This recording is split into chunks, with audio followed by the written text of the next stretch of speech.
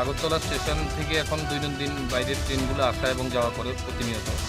তো ওটার বেসিসে আমরা প্রত্যেকদিন বাইরের ট্রেনগুলো যখন যায় তখন আরপিএফের বড়োবাবু লাইনের অফিসার স্টাফ, আমরা জিআরপি অফিসার স্টাফ জয়েন্টলি আমরা ডেইলি এটা থ্রো চেকিং করি এবং দৈনিক এখান থেকে কন্ট্রাব্যান্ড গুডস এবং ইলিগেল মাইগ্রেন্ট অ্যারেস্ট হচ্ছে, ডিটেইন হচ্ছে। আপনারা দেখছেন এখন একটা ট্রেন আমরা দেখতে পাচ্ছি, কিছু ট্রেনে করে বাইরে থেকে কিছু কফ সিরাপ মাঝে মাঝে আসছে। তো এখন বাইরে থেকে যখন ট্রেনগুলো আসে তখন আমরা এগুলো থ্রো চেকিং করি। তার মধ্যে আজকে ওসি আরপিএফ সাহেবের কাছে যে ইনফরমেশনটা ছিল সেটাকে আমরা জয়েন্টলি একসাথে আমরা ট্রেনটা অ্যারাইভেল হওয়ার আগেই আমরা ওই ট্রেনটাকে কর্ডন করি। কর্ডন করার পর সাসপেক্ট আমরা 6 জনকে আমরা ডিটেইন করতে পেরেছি। তাদের ব্যাগ, যে ব্যাগগুলা বলেছে আপনাদের, এই ব্যাগগুলা আমরা তল্লাশি করে এগুলোর থেকে সাসপেক্টেড ফেন্সিডিল কফ সিরাপ আমরা পেয়েছি প্রায় 970 বোতল 8টা ব্যাগের মধ্যে।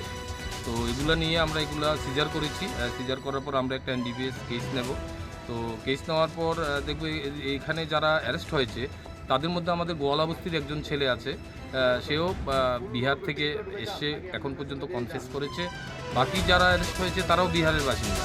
তো আমরা তাদের পুলিশ রিমান্ডে আনবো, আনার পরে আমরা জয়েন্টলি ইন্টারভেশন করব, করে এখানে লোকাল এখানে কারা কারা আরও ইনভলভ আছে এবং প্রত্যেকে কন্ট্রাব্যান্ডগুলো বোর্ডিং হয়েছে এবং কোথায় যাবে আর কারা জড়িত আছে এগুলো আমরা বের করবো এই ক্ষেত্রে।